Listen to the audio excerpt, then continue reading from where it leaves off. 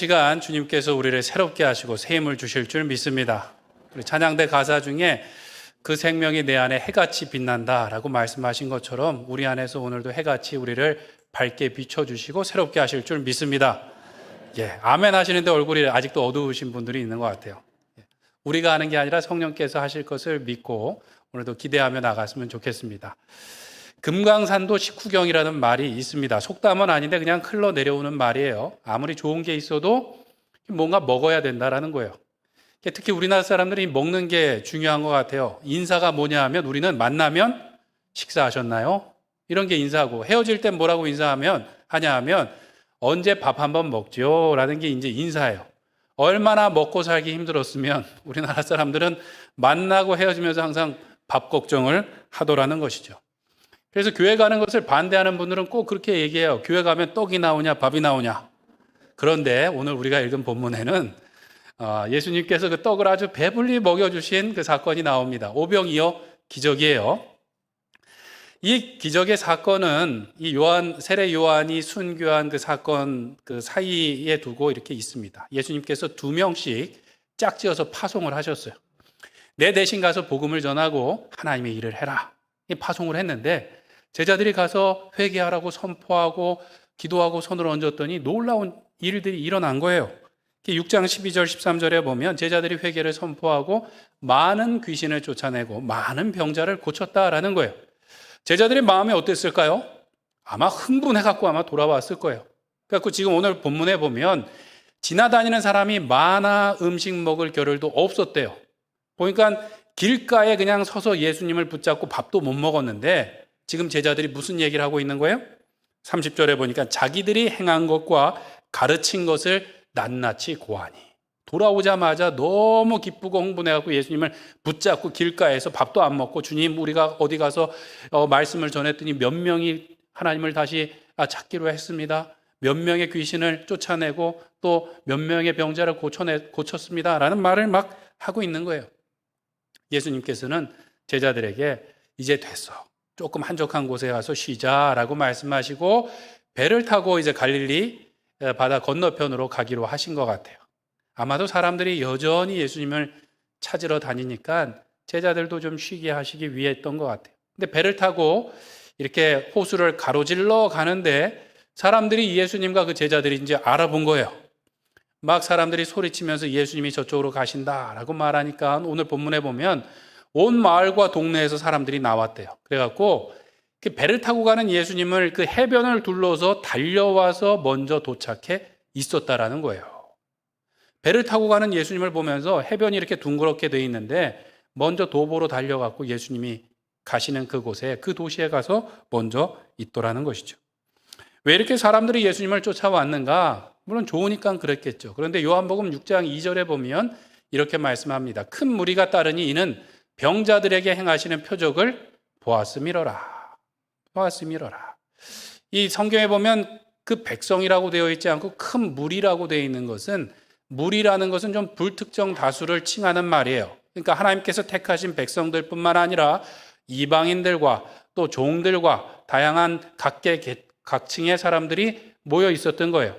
특히나 병자들에게 행한 그 기적을 보고 예수님께 따라왔으니까 그 중에는 많은 병자들도 같이 있었던 것이죠. 예수님의 배가 이렇게 지나가는 것을 보고 막 사람들이 소리치면서 달려가는 것이 그 아이돌 스타를 바라보면서 10대 팬들이 쫓아가는 그런 모습이랑은 많이 달랐을 거라는 거죠.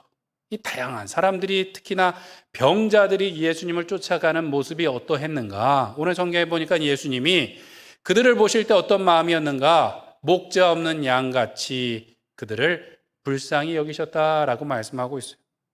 양들이 보면 이스라엘에 보면 양들이 그냥 매매 그러면서 앞도 보지 않고 그냥 이리 왔다 저리 갔다 그냥 조금만 소리만 나면 우왕좌왕하는 모습이 있는데 예수님이 그 백성들을 보니까 어디로 가야 될지 뭘 해야 될지 모르고 그냥 막 서로 뛰어다니는 모습이 목자 없는 양 같다라는 거예요. 예수님께서는 여러 가지를 가르치셨다라고 하는데 누가복음에 보면 좀 더 구체적으로 말씀합니다. 그들을 영접하시고 그들을 환영하시고 하나님 나라에 대해서 여러 가지로 말씀하시고 병자들을 고치셨다라고 말씀하고 있어요. 그들을 환영해 주시고 가르치시고 병자들을 고쳐주셨어요. 근데 시간이 많이 흘렀어요. 뒤에 보면 남자들만 5천 명이니까 아마도 여자들과 아이들까지 하면 10,000명이 넘는 사람들이 와서 말씀을 듣기도 하고 병을 고침받기도 하고 하면서 시간이 많이 흘러서 해가 뉘엿뉘엿 다 졌습니다. 제자들이 조용히 와서 예수님께 예수님 이제 설교를 좀 자르시죠. 설교가 너무 깁니다. 날이 어두웠고 이곳은 빈들이니 사람들을 보내서 이제 무언가를 좀 사먹게 하시죠 라고 이야기했어요. 근데 예수님의 대답이 좀 이상합니다. 갈 것 없다. 너희들이 먹을 것을 주라 라고 말씀하신 거예요. 너희들이 먹을 것을 주라. 제자들이 바로 대답했어요. 왜냐하면 망설일 것이 없어요. 이 제자들에겐 그만큼 떡을 가지고 있지 않을 뿐더러 대략 계산을 해봐도 이 사람들을 먹이려면 200데나리온의 떡으로도 부족하다라는 거예요. 200데나리온이 얼만큼의 금액인가? 노동자 하루 품삯의 200배인 거예요. 하루 10만 원씩 치면 얼마인가요? 2천만 원 정도 되는 돈으로 떡을 사도 모자릅니다라는 계산이 딱 나온 거죠. 근데 요한복음에 보면 이렇게 대답한 사람이 빌립이었다라고 말씀하시고 예수님께서는 그가 어떻게 할지를 아시고 시험하셨다라는 말씀을 하고 있어요. 시험하셨다라는 것은 그에게 테스트하시기 위한 것이고 그를 교육하시기 위한 것이다라는 말이 돼요. 빌립이 그렇게 말할 것을 아시고 뭔가 다른 믿음의 행동을 하기를 바라시고 말씀하셨다라는 거예요. 분명히 그들에게 떡이 없는 것을 아셨는데 뭔가를 요구하셨는데 그것이 무엇일까요? 우리도 살아가면서 이렇게 결핍의 문제, 부족함의 문제를 당하는 일들이 많이 있습니다. 우리가 살아가면서 제일 중요한 것이 뭐냐 하면 먹고 사는 문제예요. 뭐 다른 여러 가지 일이 있지만 의식주의 문제가 해결이 돼야 되고 의식주 중에서도 무엇이 중요한가? 일단은 먹어야지 사니까 이 먹는 문제가 사실은 제일 시급합니다. 그래서 때로는 우리는 먹기 위해 사는가 살기 위해서 먹는가 이것이 좀 혼동될 때가 있어요. 우리는 살기 위해서 먹나요? 먹기 위해서 사나요? 살기 위해서 먹는데 때로는 먹기 위해서 하는 것처럼 맛집을 찾아다니고 막 행동할 때가 있다라는 것이죠. 그런데 그것이 우리에게 늘 넉넉하고 충분하다라고 느끼기보다는 부족하다라고 느낄 때가 많이 있는 거예요. 오늘 우리가 교회 사역을 할 때도 마찬가지입니다. 분명히 지금은 배고픈 시절이 아니에요. 먹는 것이 없는 시절도 아닌데 교회에서 무슨 행사를 계획하다 보면 뭐 강사도 중요하고 무슨 일도 중요하고 그런데 마지막에 결론은 무엇인가? 그래서 그 다음에 식사는 어떻게 할 것인가가 중요한 거예요. 많은 예산이 투입되는 부분이 어딘가 하면 식대예요, 식대. 그래서 식사를 잘 먹였는가 또는 잘 먹었는가가 사실 은혜 받았는가만큼 중요할 때가 있어요. 웃으시지만 교회에서 이렇게 먹는 문제를 잘 해결하지 못하면 아무리 뭐 은혜로워도 그 다음에 배고프게 돌아가면 이게 뭔가 그 일이 잘 안 되는 것을 보게 됩니다. 교회에서 먹는 게 뭐가 중요하냐? 은혜만 받으면 되지 이렇게 말씀하실 수 있지만 사실 성경에서는 먹는 게 중요하다고 말씀하세요. 하나님께서 아담과 하와를 지으시고 생육하고 번성하여 땅에 충만하라 라고 말씀하시고 그 다음에 하신 말씀이 무엇인가 하면 먹거리를 주시는 말씀이에요. 땅에 씨 맺는 채소와 열매 가진 그 과일들을 먹는 것으로 주노라 라고 복 주셨어요. 굉장한 큰 축복이에요. 그리고 노아 홍수 이후에도 하나님께서 다시 한번 생육하고 번성하여 땅에 충만하라 말씀하시고 육식을 허용하셨어요. 이게 먹는 것이 굉장히 큰 복이었다라는 거예요. 하나님께서 이스라엘 백성을 애굽에서 끌어내사 출애굽시키고 나서도 중요한 문제가 무엇이었는가 하면 늘 먹는 문제였어요. 먹을 게 없다고 불평하면 하나님께서 먹을 것을 주시는데 날마다 만나와 메추라기로 그들을 먹이셨고 율법을 주시고 내 백성이 됐다라고 말씀하시면서 율법의 내용을 보면 무엇은 먹고 무엇은 먹지 말고 이런 내용이 많이 나오는 거예요.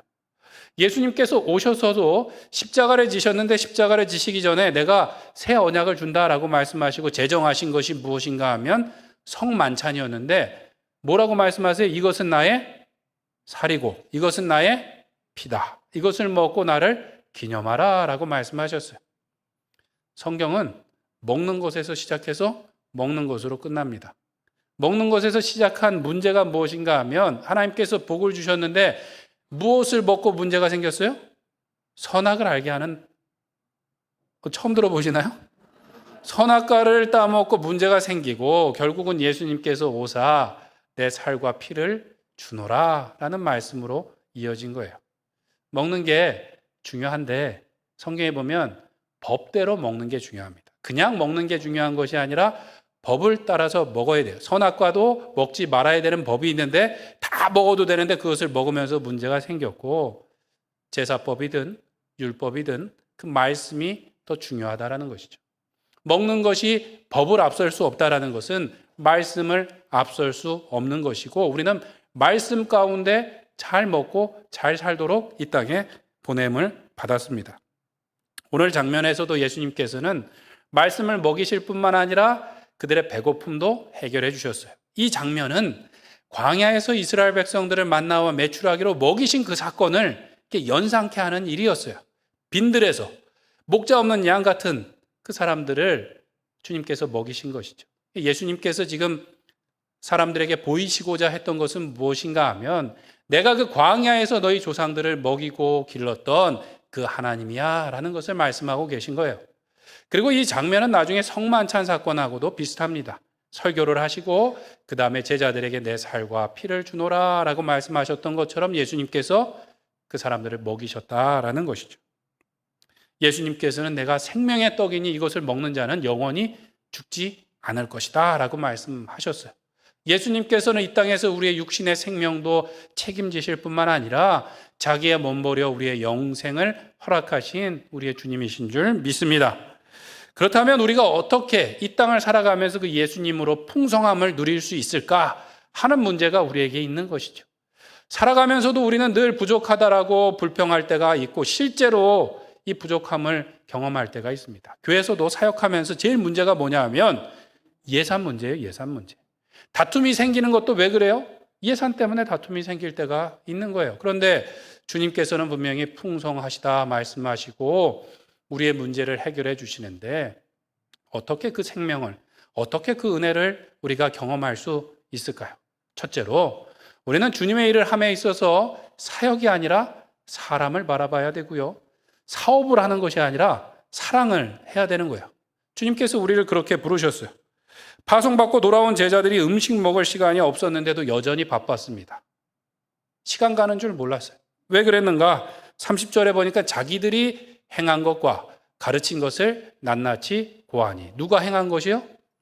자기들이 행한 것. 자기들이 행한 것과 가르친 것을 낱낱이 고하느라고 시간 가는 줄 몰랐다는 거예요. 주님, 제가 손을 얹고 기도했더니 이런 일이 있었습니다. 제가 어느 마을에 가서 가르쳤더니 이런 일이 있었습니다라고 그것을 이야기할 때는 배고픔도 느끼지 못하고 시간 가는 줄 몰랐어요. 그런데 다시 많은 무리가 예수님께 따라서 광야에서 예수님이 가르치시고 병 고치고 할 때는 그때만큼 즐겁거나 시간 가는 줄 모르지 못했던 것 같아요. 즐겁지 않았던 것 같아요. 시간이 너무 길어지고 해가 지니까 어떻게 해요? 제자들이 예수님께 주님, 사람들을 이제 보내시죠 라고 이야기하는 거예요. 어쩌면 제자들도 쉬지 못해서 피곤했을 수도 있고 그들이 배고픔을 느꼈을 수도 있는데 왜 이전하고는 달랐을까요? 아마도 그들의 사역이 일로 여겨졌기 때문에 이제는 마무리 짓죠라고 아마 이성적으로 판단을 했던 것 같아요. 그러나 예수님은 어떻게 사람들을 대하셨을까요? 보니까 목자 없는 양같이 그들을 불쌍히 여기셨대요. 목자 없는 양같이 불쌍히 여기셨다. 불쌍히 여기시다라는 것은 깊은 동정을 느끼다라는 표현이에요. 주로 예수님께 병을 고쳐달라고 찾아온 사람들에게 쓸 때 예수님께서 불쌍히 여기시다라고 할 때 신약 성경에 많이 나오는 표현입니다. 이게 동사로 쓰일 때는 불쌍히 여기다라는 표현인데요. 그 명사로 쓰일 때는 동정하다 할 때 동정이라는 의미가 있고 좀 안 맞는 의미가 하나 있는데 내장, 창자라는 의미가 있어요. 똑같은 말인데 그런 뜻이 있는 거예요. 그래서 어떤 분들은 의역하기를 이 불쌍히 여기다라는 표현이 무엇인가 하면 창자가 끊어지는 것 같은, 창자가 녹아내리는 것 같은 그런 감정을 느끼다라는 것이죠. 예수님께서 어디로 갈지를 알지 못하고 뛰어다니는 이 백성들을 보고 주님께서는 심히 창자가 끊어지는 것 같은 감정을 느끼시고 그들을 고치시고 그들을 먹이셨다라는 거예요. 왜냐하면 그들을 사랑하셨기 때문인 거죠. 그들을 긍휼히 여기시고 사랑하셨기 때문에 그들에게 말씀을 가르치실 뿐만 아니라 육신의 필요도 채워주신 것인 줄 믿습니다. 예수님께서는 공생애를 시작하시면서 40일을 금식하시고 심히 줄이셨어요. 그때 때마침 사탄이 와서 예수님을 시험하는데 내가 만일 하나님의 아들이거든 이 돌로 무엇이 되게 하라? 떡이 되게 하라 라고 말씀하실 때 주님께서는 사람이 떡으로만 사는 것이 아니라 하나님의 말씀으로 살 것이다 라고 단호하게 거절하셨어요. 그런데 오늘 보면 주님을 찾아왔던 많은 사람들을 위해서는 그러한 기적을 일으키셨다라는 것이죠. 돌 하나로 떡을 만드신 것이 아니라 5,000명, 남자만 5,000명을 먹고도 남게 되는 놀라운 기적을 일으키셨다라는 거예요. 왜 그러셨는가? 그 백성들을 긍휼히 여기시고 사랑으로 대하셨기 때문입니다. 우리도 주님의 일을 감당함에 있어서 사역을 한다 그러면서 사업을 하는 것처럼 우리가 생각할 것이 아니라 오늘도 내가 주님께서 보내신 사람을 사랑하고 있다라는 생각으로 주의를 감당해야 될 줄로 믿습니다. 주님께서 우리를 사랑하라고 보내주셨어요. 사랑한다라는 것은 복잡하고 어려운 그 감정이 아니라 무언가를 자꾸 주고 싶은 거예요. 내게 무엇이 있든 없든 자꾸 뭔가를 주고 싶은 것이 사랑한다라는 것이죠. 너무 어려운 말씀을 드렸나요? 옛날 그 G.O.D라는 가수가 있습니다. 남자 그룹 가운데 그들이 불렀던 노래 중에 어머님께라는 노래가 있어요. 그 가사 중에 보면 어머님은 무엇이 싫다고 하셨나요? 짜장면이 싫다고 하셨어요. 그 어머니가 정말로 짜장면을 싫어하신 것인가요? 아니죠. 자녀에게 먹이기 위해서 나는 짜장면이 싫다고 말씀하셨던 거예요. 사랑이란 뭐 어려운 것이 아니라 그런 거죠. 내가 못 먹어도 누군가에게 더 주고 싶은 것. 내게 없어도 무엇이라도 주고 싶은 것이죠. 오 헨리라는 작가의 단편소설 중에 보면 크리스마스 선물이라는 작품이 있는데 거기에 보면 가난한 부부가 성탄절에 서로 선물을 주고받는데 남편은 몰래 아내의 머리핀을 사기 위해서 자기의 시계를 팔아서 머리핀을 사옵니다. 아내는 남편에게 줄 것이 없어요. 그래서 어떻게 하는가? 머리를 잘라서 팔아서 남편의 새 시계줄을 사오는 거죠. 서로 만났을 때 어땠을까요?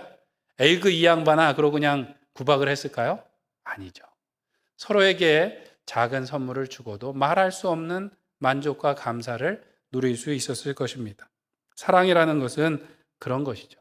우리에게 뭔가 있든 없든 크든 작든 뭔가를 더 주고 싶은 것이 사랑하는 거예요. 본문에 보면 너희에게 떡이 몇 개나 있는지 가서 보고 오라 라는 말씀에 안드레가 주님 여기 한 아이가 있는데 물고기 2마리와 보리떡 5개를 가졌습니다. 그런데 이 많은 사람들에게 무슨 소용이 있겠습니까? 얼마나 되겠습니까? 라고 말하는 것이죠. 그래도 어찌됐든 그 아이를 데리고 왔어요.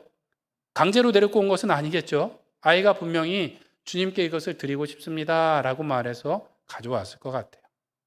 그 아이의 마음은 어땠을까요?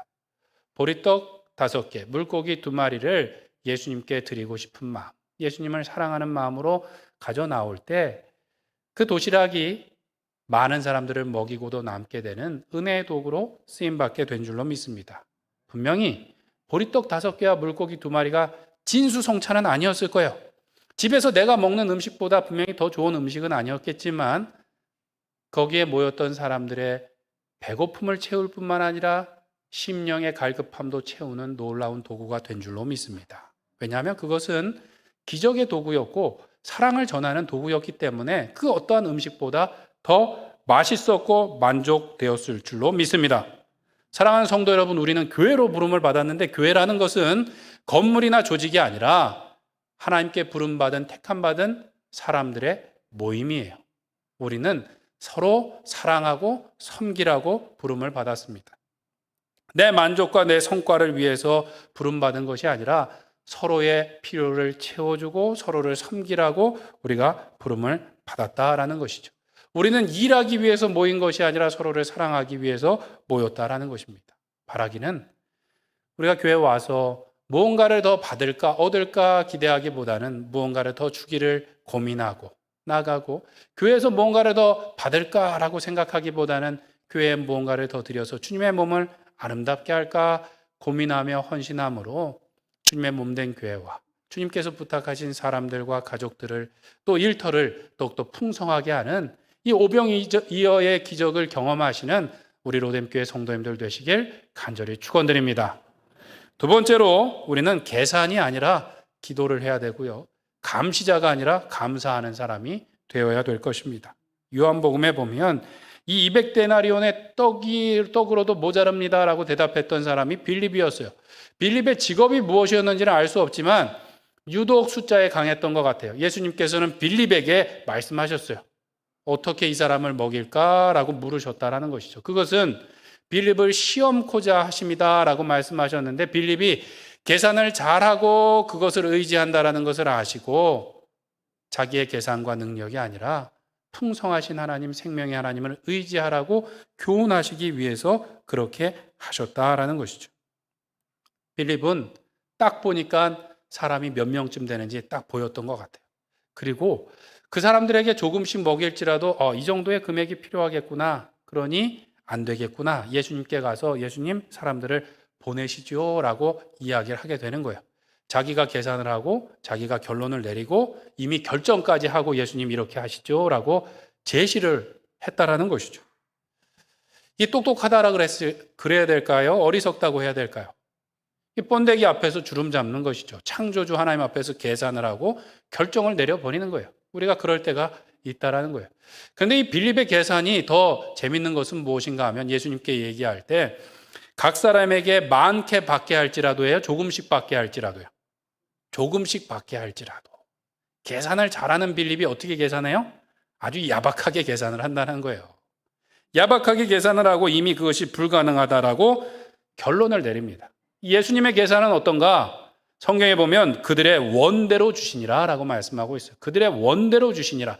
그리고 배불리 먹고 남은 것이 12광주리가 되었다라는 거예요. 사람은 능력도 없으면서 계산을 할 때 조금씩 줄 것으로 계산을 하고 이미 포기해 버리는데 예수님께서는 원대로 주고 배불리 먹이시고 남게 하시는 줄 믿습니다. 우리는 자주 선을 넘어요. 창조주 하나님 앞에서 하나님께서는 이 우주 만물을 하나의 오차도 없이 운행하고 계신데 그 앞에서 주판을 튕기면서 계산하고 주님 이것이 가장 좋습니다라고 말하면서 하나님의 능력과 사랑을 제한할 때가 있다는 거예요. 재단할 때가 있는 거예요. 주님 이것만 하시면 됩니다라고 말할 때가 있다는 것이죠. 그러나 우리가 할 것은 하나님의 능력과 사랑을 기대함으로 기도하며 나가야 될 줄로 믿습니다. 분명히 주님께서도 제자들에게 떡이 없다는 것을 아셨을까요? 모르셨을까요? 아셨죠. 제자들에게 그 200데나리온이라는 어마어마한 돈이 없다는 것도 알고 계셨는데 분명한 것은 너희들이 주라고 말씀하셨어요. 그것은 빈말이 아니라 분명히 제자들을 통하여 주님께서 일하기를 바라셨는데 어떻게 일해야 되는가? 우리의 생명의 근원 되신 주님 앞에 나와서 주님께 공급받기를 원하신 줄로 믿습니다. 계산하기를 바라신 것이 아니라 기도하기를 바라셨다라는 거예요. 사도 바울이 주님을 위하여 모든 것을 다 버리고 헌신할 수 있었던 것은 그는 풍성하신 하나님을 믿고 따라갔습니다. 빌립보서 4장 19절에 보면 나의 하나님이 그리스도 예수 안에서 영광 가운데 그 어떠한 대로 풍성한 대로 너희 모든 쓸 것을 채우시리라.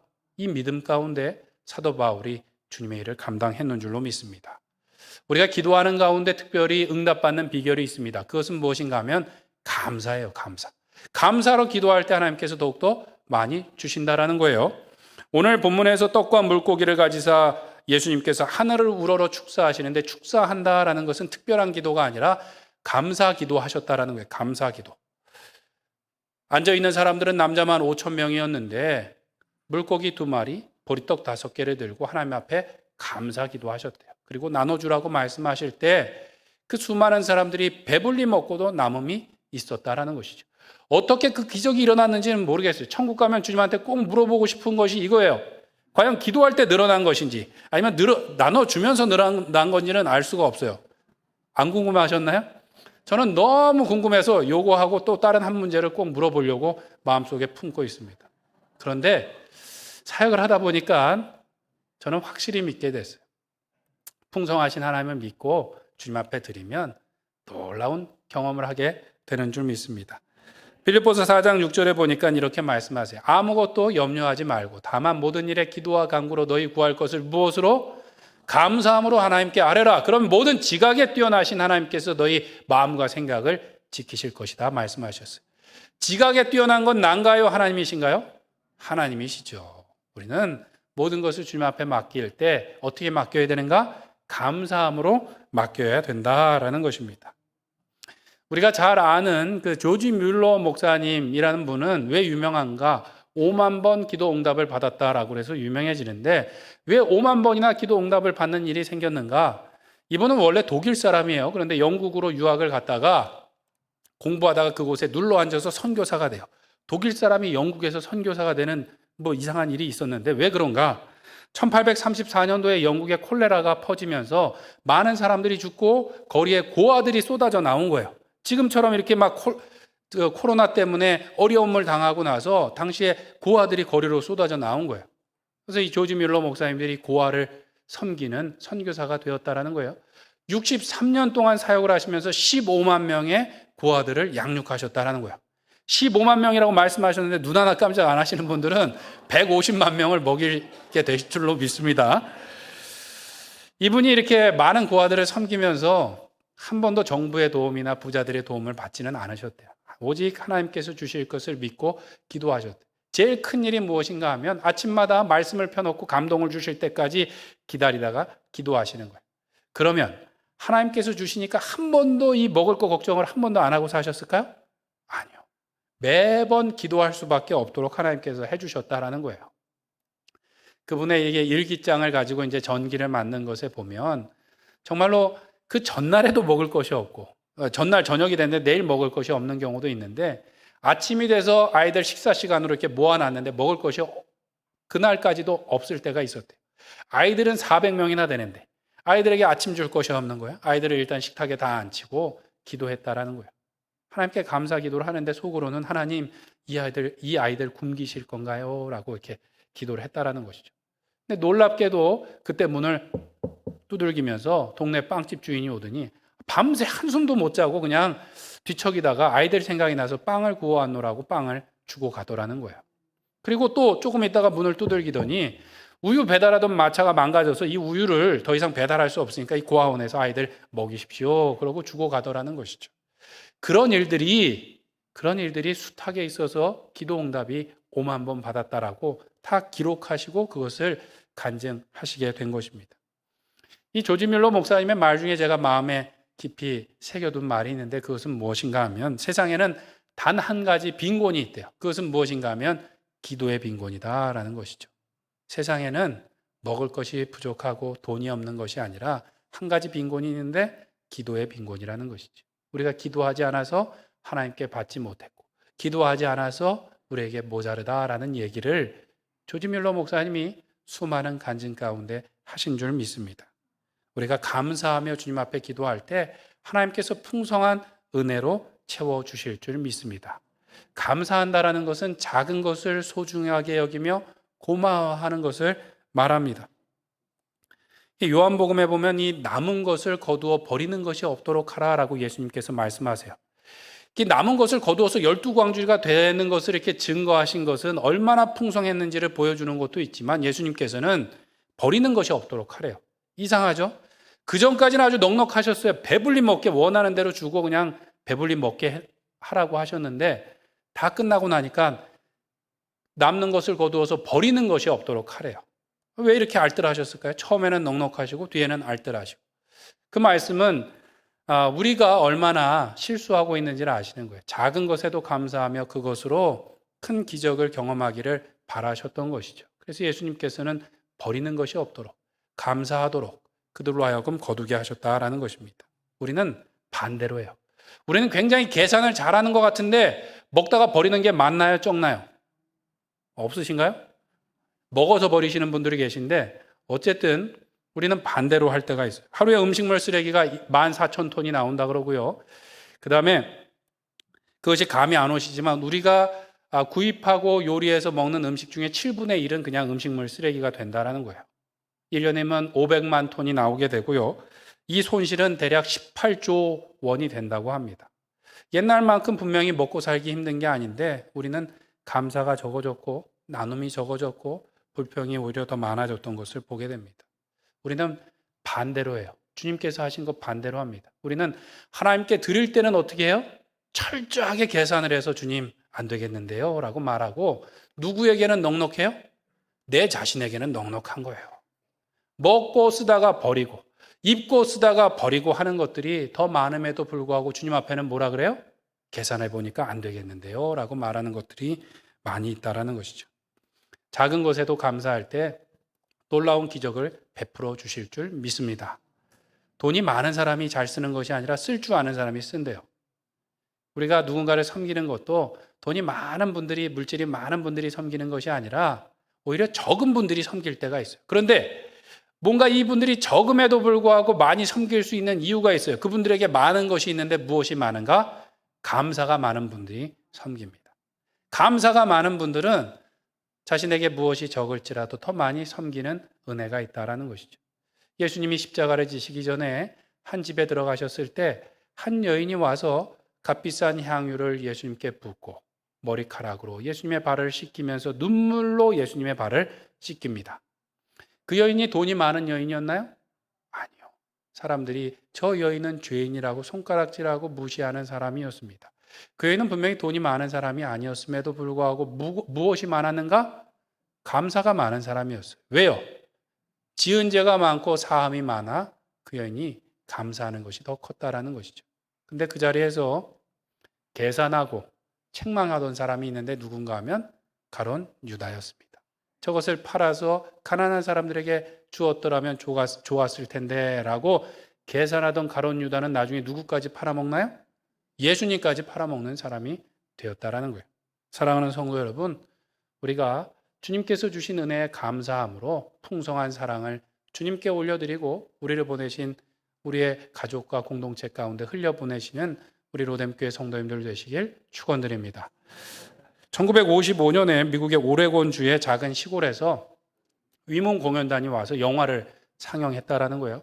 너무 시골이어서 영화 극장도 없어서 그냥 동네 사람들을 모아놓고 영화를 보여줬는데 무슨 영화인가 하면 전쟁에 관한 어떤 영화였어요. 1955년도에 동양의 어떤 한 나라에서 지금 전쟁이 일어나는데 무고한 사람들이 죽어가고 고아들이 쏟아져 나온다라는 영화였어요.